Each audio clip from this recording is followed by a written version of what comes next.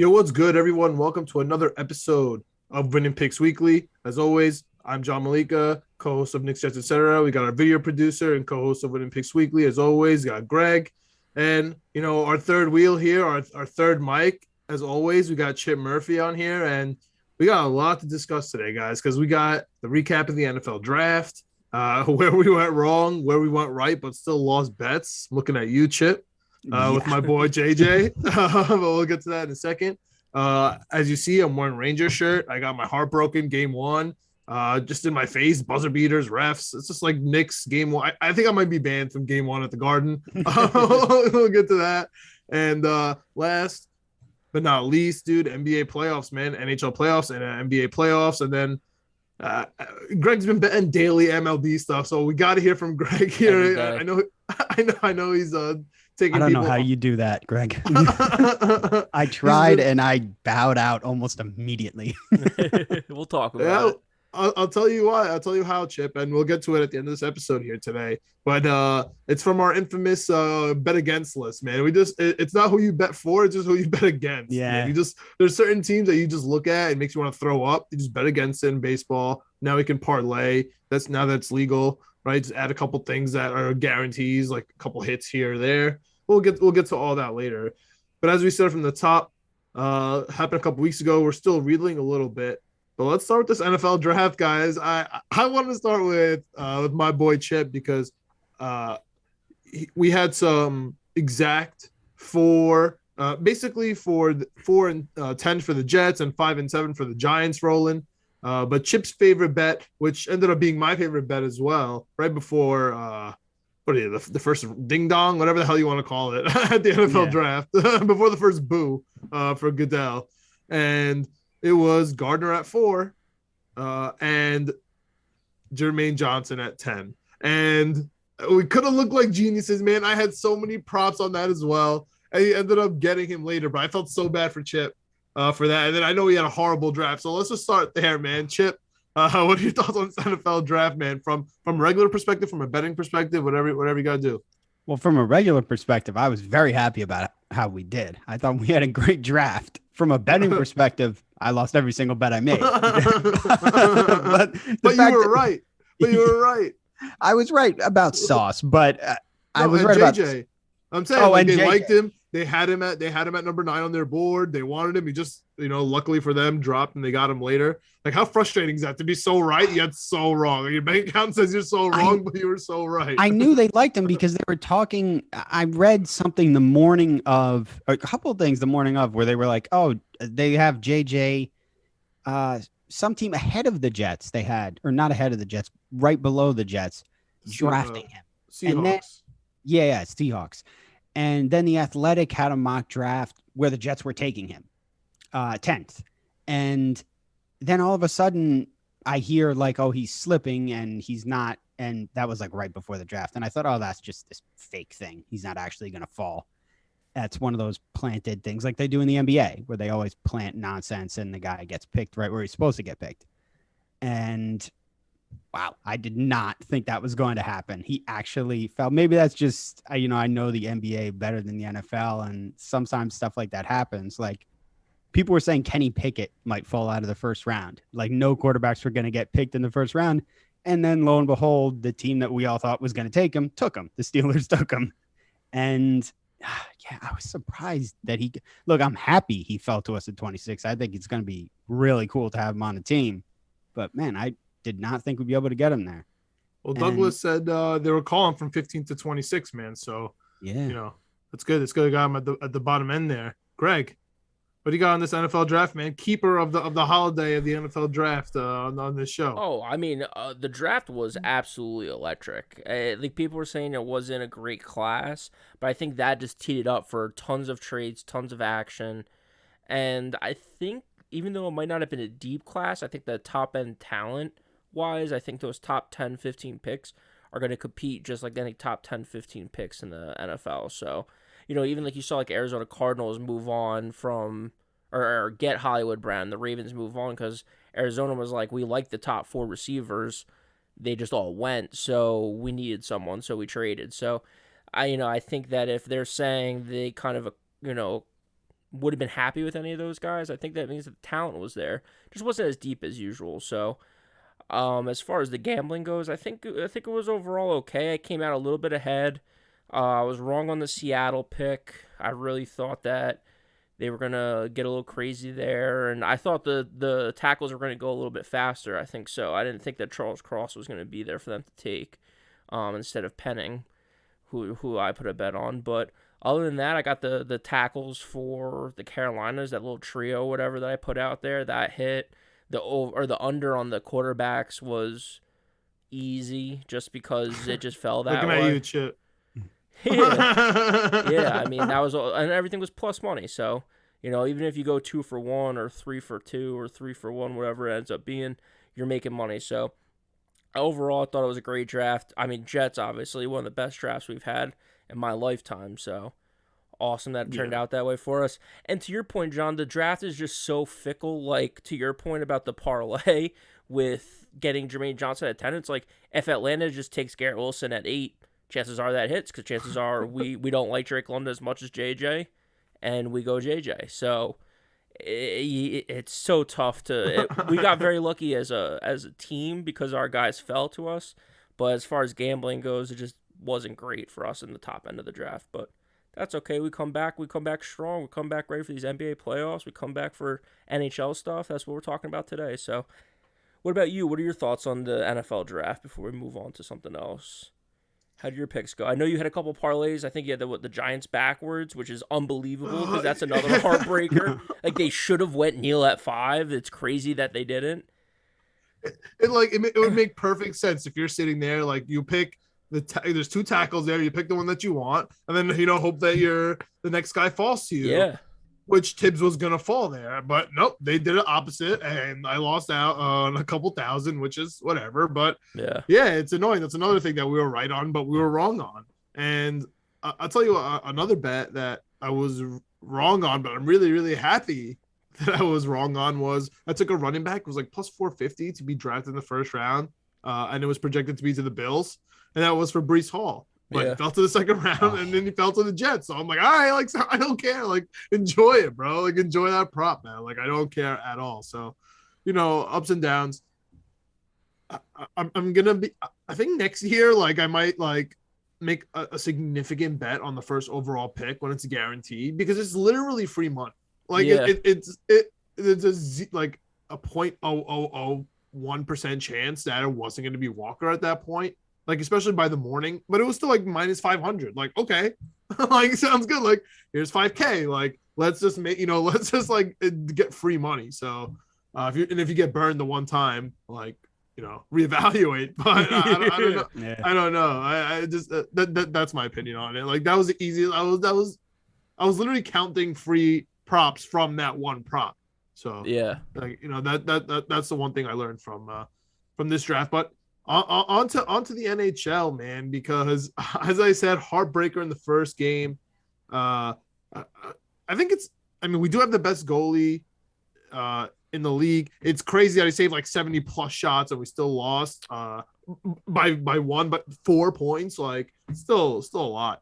But anyway, it was weird to me that, this trio over here in Pittsburgh, how they are favored now, but they were underdogs just 1 game ago. I know they stole the home field. Like, how do you feel about the series? And then we'll just get into general NHL playoffs, because, Rangers fans, we got to talk about it right now. Yeah, I mean, I'm a little nervous about the series, but to your point, like, this is like when I'm looking at NBA, and it's the same thing with NHL. When that type of stuff happens, like you said, I think the Rangers were minus 110 or something for the series to start, and now we're plus 140. Like, that is a perfect opportunity to bet and get your plus money bet. And especially if you bet the Penguins at plus money at the start of the series, now you get the Rangers at plus money. You're making money no matter what. So that's exactly what you want to have happen. Something like the Florida Panthers, where they lost game 1, I think, kind of unexpectedly. It doesn't really move like that because they were such a prohibitive favorite to start that you might still have to bet like them, like minus 1.5 games at the series spread to get them at plus money. But still, if you put a bet on the Caps before the series started, I'm sure that was plus 600, 700, 800, whatever it was, because they were such an underdog. So they stink. Yeah, exactly, and they're not going to win the series. So might as well put some money on the Panthers now. But as far as the Rangers go, I'm a little nervous about the series. I'm still going to bet them to win the series now that we're plus money. Actually, might bet them -1.5. We'll talk about that in this parlay I'm putting in today. Yeah, but dude, it was like we had a bad beat on the ref. Everybody, including the Penguins announcers, including any human being on earth, knows that was a bad call and it should have been a goal in the end of the third period that they took away. And now the Penguins are on their second string goalie. Yeah. And we have the best goalie in the league. And then we, and the second string goalie's not like a great goalie. Like a lot of NHL teams now sometimes run like 2 goalie sets or have a good secondary guy. Like career-wise, I think he's bounced around 4 or 5 teams in the last 2 or 3 years. Like, he's not a great goalie. So, I don't know. Is there official how long the Penguins goalie's out for? I didn't see that yet. NHL just doesn't even give you, just gives you a range of something. Like, lower injury and sounds good. See you later. Yeah, so I'm a little nervous about the series just because, like I was saying on Knicks, Jets, etc. last night, that Pittsburgh, I think this is their final run with this trio that they have, and now they might smell like blood in the water a little bit. So we'll see tonight. I mean, it's a huge bet tonight. Definitely going to be parlaying the Rangers and the Mets. Get my New York parlay in because I think the Yankees are off tonight. So got to get my New York parlay in somehow, some way. The FanDuel boost, bro. FanDuel boost, man. It's a plus 400 right now. Unfortunately, this show will be out after that, but I'm definitely hitting that too. DraftKings, I know this is, again, not pertaining to you if you're listening right now, but they had the no OT and win in regulation at plus 105. That's kind of nice. I took that. But I've been okay with the hockey. Like I took Lightning and Hurricanes. They had to win those last games. So I'm hyped about that right now, waiting on the Rangers tonight. You want to talk about your daily parlay here before I get into some series parlays for the NHL that I have? Oh, I'm doing a series parlay too. I'm not doing the daily. One thing about Tampa Bay, just throw it out there for people if you're not big NHL guys. Tampa Bay's won Stanley Cup the last 2 years. They have never lost back-to-back games in the playoffs over the last 2 years. So, like, they lost game 1. Last night was an automatic hammer for game 2. If they lose again, I'm just going to keep betting them because it seems to be that they don't lose back-to-back games. So that's a little fun fact for you. Kind of like Chris Paul playing against Scott Frost kind of a thing. Like when you see that matchup come up, when you see that opportunity, just automatically bet it. So for me, my parlay is going to be series bets. And again, it's after the first game or two, depending on what series this is. So the odds are a little different than if you took it beforehand. But I'm going Hurricanes -1.5. I think they're a much better team than Boston. I kind of like them to make it to the conference championships, but right now I'm just taking them -1.5. Tampa Bay -1.5. That's a little bit of an upset, but I really don't believe in Toronto. Just as a franchise for the last 50, 60 years, whatever it is. That's how they're going to win. Yeah, Rangers -1.5, so that's where that's coming in. That's plus 350 right now, or 340. So that's a little bit of the outlier for this whole thing, but still going to hammer it. Florida -1.5. Colorado Avalanche -2.5. They're already up 2-0 on the Nashville Predators. I just think they're superior. I mean, they're the favorite to go to the Stanley Cup, if not win the Stanley Cup. So that's why it's -2.5 and it's still minus money. And the Calgary Flames -1.5. I think Dallas kind of got in at the end of the season. I think against their game against Vegas. Might have been the last game of the season or second to last game of the season. So they kind of skated in there. Calgary Flames looks pretty good. They look pretty good.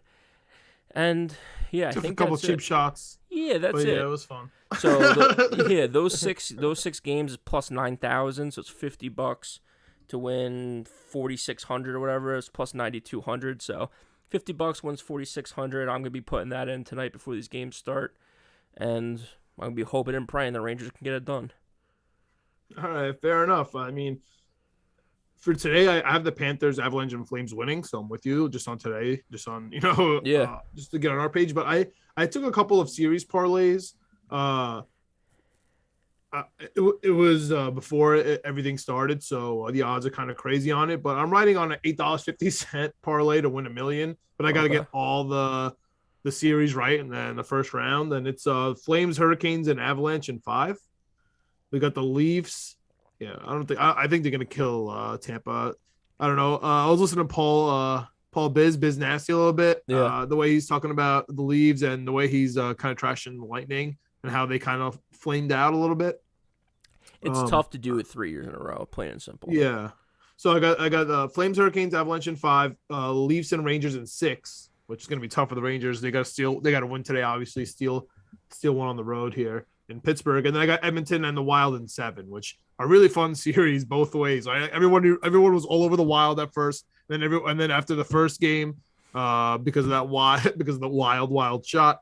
Now everyone wants the Blues. Wild came back. Look, it's going 7. And the Kings Oilers game is just the most fast-paced hockey game. Like, if you want to get into hockey, dude, watch that game. Watch Edmonton and LA. That's fun hockey. The Rangers is just stressful hockey. Don't watch that. Even though it got the highest ratings. Absolutely. But Chip, you have anything on hockey here? I don't know a single thing about hockey. I swear, you're speaking Spanish to me right now. I think I may know more Spanish than hockey. Fair enough. Yeah, that's fair. Don't know. So why don't you? When I was a kid, I knew hockey. When I was younger, when I wasn't following more sports, but I used to go to Devils games when I was younger. But nice, bro. Yeah. I used going to Devils games last year, like as like for free for like or not last year, before COVID, for like a testing stuff. Devils are tough. Hey, they were good when I Brodeur, Scott Stevens, Ken Danico. But it's like when the New Jersey Nets were nice. Like, all right. Sounds good. I used to go to Nets games when they were good because my dad had season tickets. Yeah, me too. I would go like Nets Bobcats game. I saw like Shaq on the Suns there, but it's just like it's like Fun Station out there. I don't know how to explain it. It's different. I know how to explain it. I know how to explain it. They were 20 minutes away from my house. That's why. Fair enough, man. So let's get on the last topic here for today's episode. Oh no, second to last topic. But it's the one that Chip knows most about here. Definitely more than hockey, and that's the little NBA action, a little basketball action. I'll start off here. I have some more exact series here, and I'm feeling really confident about it. But some people are starting to scare me, so I took a little hedge. So let me hear what you have to say here, Chip. And Greg, I know your thoughts here, but let you flow off of Chip. I got the Heat with a sweep. I got the Suns at 4-1. Given Dallas, they're gonna get the one of those 3-4 at home here. And we got Milwaukee at 4-2. Right. I think the Bucks are gonna take the 2 at home, but they're not gonna be able to close it out in Boston. They'll come back, close it out in Milwaukee in 6. And then we got the Warriors. I got them doing it at 4-1, which means Memphis is obviously not gonna win Golden State. Right. And then they're going to come back and it's going to be back against the wall, game 5. And, Steph's just going to do something, they're just going to score. They're not going to shoot 30% in the first quarter or whatever it was, or the first half. But people did scare me. So I took that for $15 to win $5K. And then people did scare me. So I took the Warriors 4-2. That's $30 to win $3K. That's my hedge here. So let me know what you think about that. Let me know what you think about these series. And then, Greg, let me get your take on the NBA after that. So you're on the Warriors now. I'm on the Warriors for betting purposes. I don't like them, but it's going to be Suns Warriors, man. Okay. All right. Yeah, I bet the Grizzlies to win the West. We did when we did the betting preview before. Mm-hmm. But I love the Grizzlies. I'm a huge Ja guy. Everybody hates Ja. I'm a huge Ja guy. I love Desmond Bane. But everybody hated Chris. Yeah. Yeah. By the way, the Chappelle thing was fantastic. We don't need to go into too much of a tangent, but that was great. Yeah. But I had to hedge, and I went Warriors 4-2 with my series exact. And I actually gave the Sixers, it might have been a horrible decision, but I gave the Sixers a game and went Heat 4-1. Yeah. And now I'm sweating that like crazy. Oh, yeah. Especially because it was a 2 at home too. Yeah. Yeah. I got Bucks 4-2. We agreed on that one. I think that's for sure. I think that's what's going to happen. I don't think the Celtics are winning that series. And so we're on the same page here. Yeah. Actually, I got Dallas winning 2. I got Phoenix in 6. That's what you should be sweating out the most, in my opinion. Really? Yeah, let's talk more than Philly winning a game, more than Harden winning a game. I don't know about that. Yeah, because Harrow could go 2 for 15. Duncan hasn't played in a while. Spoelstra throws a clipboard, and Jimmy Butler just decides not to show up one day. That's an L. I feel like Dallas could win 3 and 4. I feel like they could. Damn. All right. Yeah, look, man, I know could. this is whole thing about usage rates now going around. That's like the fun thing to say because of Russillo. But dude, I am all over it, dude. They could sneak out one. They're gonna win one. I don't think they're gonna win game 4. I really like if they win one, it's gonna be game 3, and it's gonna be like, oh my god, Mavs have a chance. And I might hammer, the other way, like just a little bit more. Just like keep taking the Suns because when Booker's on, dude, he looks like Kobe Bryant. I'm sorry to say, he just looks like him. Like he plays like him. He hustles like him. He shoots like him. I just feel like this is the Suns' year, man. DeAndre Ayton on a contract year. Chris Paul, this is it for him. Booker is to me, I'm telling you, like This is it. the best scorer.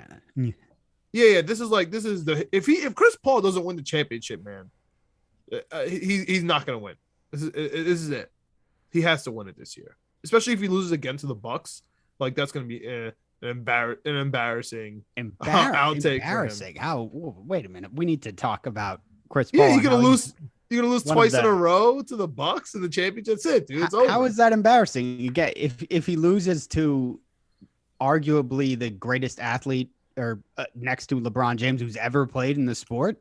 Listen, man, the only I get that he's really good, but the only reason he is considered that is because he beat Chris Paul once and he's destined to beat Chris Paul again. Like if that didn't happen, like if Chris Paul would have won last year, we would be having this conversation. About honest to God, about Giannis. Would he be like he's the best player ever to ever live next to LeBron if he didn't win the championship last year? I don't know. I think Greg, we'd still be talking about it. Giannis is incredible. Look at his regular season performances.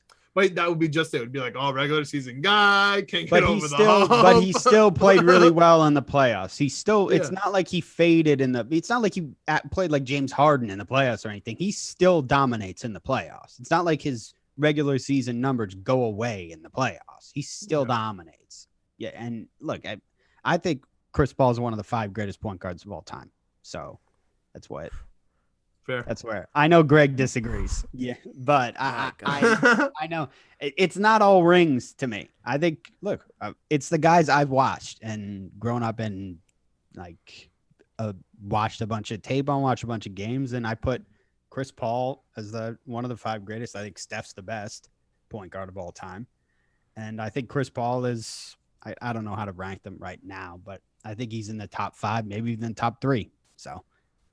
Boy, oh boy! I hope he gets his ring. Boy, oh boy, John. I think before when we did the NBA preview, maybe you said Kevin Durant's the best basketball player in the world. Giannis is the best basketball player in the world. Kevin Durant might be the best scorer. That's been my take the whole time. Kevin Durant, I think, is the best scorer in the NBA. I think Steph's the best shooter in the NBA, and I think Giannis might be the best all-around basketball player. Kevin Durant doesn't play any defense. Better than the Joker? Yeah. Yeah, absolutely, because he can just do more than the Joker. He can handle the ball better.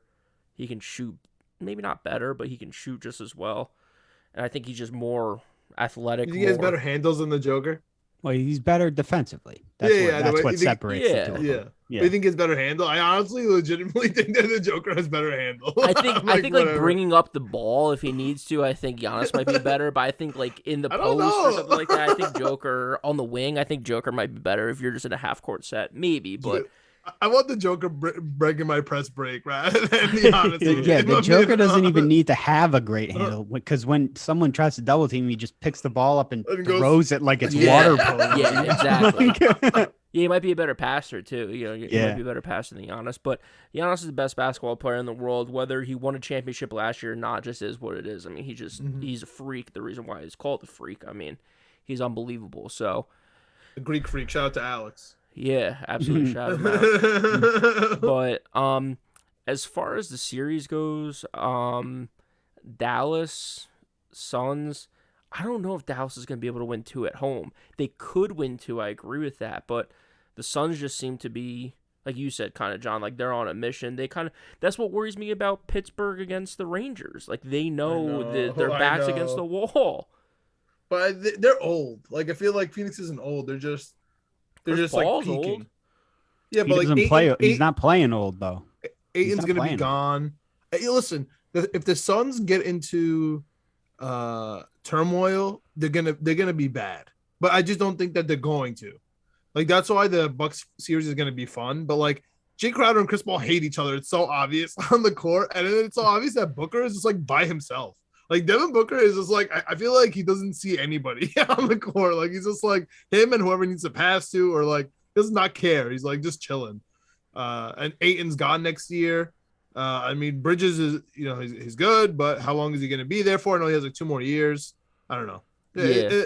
They're in an interesting spot right now. I just think they have to win. You're right. They're in an interesting spot because their owner's cheap. He's not going to pay Ayton, so they have to win. And he might not even be there, right? Isn't he selling? Isn't like a whole thing going on in Phoenix with ownership? I thought there was like an article, right, about they have things going on. I'm telling you, this is the thing is gonna explode in Phoenix, and then Chris Paul took all their money too. Right? That could be a good thing though if that owner gets out of there. Money. To round out the NBA stuff though, I just looked up the series bets and I'm going with it. Instead of, I don't know, John, do you have it like when you say like Miami you have in 4, is it Miami to win in 4, or is there just 4 games total for the series? Well, the big bet I have is like Miami 4, but I also have the other one too. Like I have both of those going, if I'm being honest. I'm going other one. I'm going just total for the series. And I'm going Miami, that series to end in 4 games, Suns and Mavs to end in 5, Bucks and Boston to end in 6, Memphis and Warriors to end in 6. If you add that to my hockey parlay earlier, $50 wins $190,000, so I'll definitely be doing that. And then if you just do the basketball on that, it's $50 to win $2,000. So I'll be doing that as well. Yeah, so I have $10 to win $1,500, and that's Suns, Mavs, and Grizzlies, Warriors to end in 5. Heat and Sixers to end in 4, and Celtics, Milwaukee to end in 6. Yeah, but this is the same exact bet I just made. Yep. You know what I'm saying? So I just kind of doubled down on that, just for fun. Yeah. There, but that's really my last bet about the NBA. Anyone have anything else before we talk some MLB baseball daily bets right here, real quick? Just that on DraftKings, at least Milwaukee is still dogs to win the series against the Celtics. I think that's interesting. If you want to go place that, put that in a parlay for them to win that series, I think that's worth doing. If you haven't bet them to win, which me and John, obviously we already have, but I think it's pretty interesting that they're dogs. I don't think they should be. Yeah, and it's 1-1 right now going to Milwaukee, so I think that's pretty interesting that they're about to be the home court and they're underdogs. I know we don't know anything about Middleton's injury really, but I think Giannis has proven he can win this series on his own. Yep. I'm just so, I don't know, in my stupid NBA rigged brain, man, like this is just so easy. That's why, like, I don't Sixers are gonna get swept. That just seems easy to me, but there could be a gentleman's there. I agree that could be wrong, but like the Mavs winning game 3 and then everyone getting back on board, and then Phoenix winning game 4 and like a close one, whatever it is, and then just closing out at 5, like that makes sense to me. Milwaukee closing out at home, getting the job done. Like Milwaukee loves home. Giannis loves it at home. He's the best player. Like you said, the role players are going to step up. Drew Holiday's going to be amazing. Marcus Smart's obviously hurt, but then he's going to have a heroic, game 5 game at TD Garden. Boston's going to win, and then it's going to be in 6 and then close it out. Those are obvious. And I don't know why you guys are still on Memphis. Like, I don't know why everyone hasn't caught up. But dude, like, I get it. State. Memphis is good. No. Like, they're going to win in Golden State. Like, bro, come on. Jordan Poole in Golden State is going to murder. Like, he's having a good year, but he's a quote-unquote role player right now. He's going to kill. I know they don't have Gary Payton, but it's really fine. They don't have Dylan Brooks. Like, it's all good. That's a bonus for Memphis that they don't have Dylan Brooks. Yeah, a little cheap shot by Chip over here. Hey, you watching the games? The only thing to wrap this up, the only thing I think I have left over from the first episode we did is a parlay on the Heat and Golden State to make the finals, and then the Heat and Memphis to make the finals. So really hoping for the Heat here. I mean, it looks like we're going to get done with this series. I'm a little nervous about how they match up going forward if Middleton's back, but I think because of their easy walk, they'll be a little bit more rested. They'll be a little bit more prepared. They'll have the home field or home court, whatever you want to call it. And then out west, man, I just need Golden State or Memphis to take down the Suns. We'll see. All right. So that wraps up the basketball talk. Greg, get us out of here on some daily baseball talk. Besides the fact that the Reds stink, Padres stink, Yankees are good, Padres are Red okay. Sox stink. Padres are okay. But yeah, that's really it. So Chip, you were talking about it earlier. I just really find teams that just aren't that good and bet against them. It's really not anything too crazy. And then I find teams that are actually like really good too. Like I just look at one Greg website. does run line though. He likes the run line. He doesn't take money. Yeah. Yeah, so I bet run line. I look at the trends every day too. Yeah, so I bet the run line. A lot of good trends. Yeah. And just stuff stands out. Like San Francisco, the Giants are amazing on the road against the spread. They're terrible at home. So right now they're in LA playing the Dodgers. The Dodgers are the best team in baseball at home. So that was just a series I stood away from. Usually if San Francisco was on the road or the Dodgers are home, I'm usually betting them every night. But because they went up against each other, I haven't been.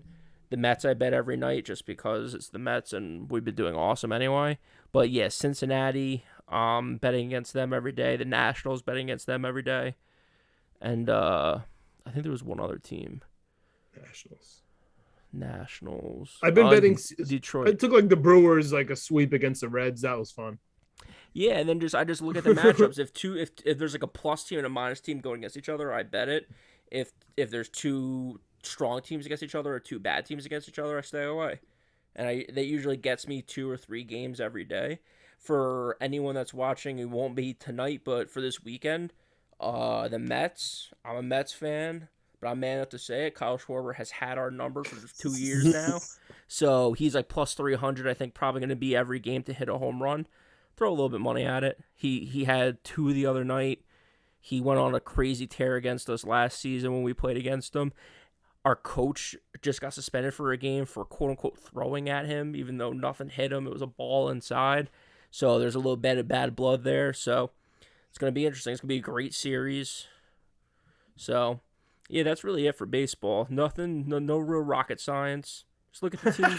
Just look at the teams against the run line that are doing good. I take them. If they're playing a team that's bad, Pittsburgh on the road, bet against. Pittsburgh at home, bet for. It's weird, but it works.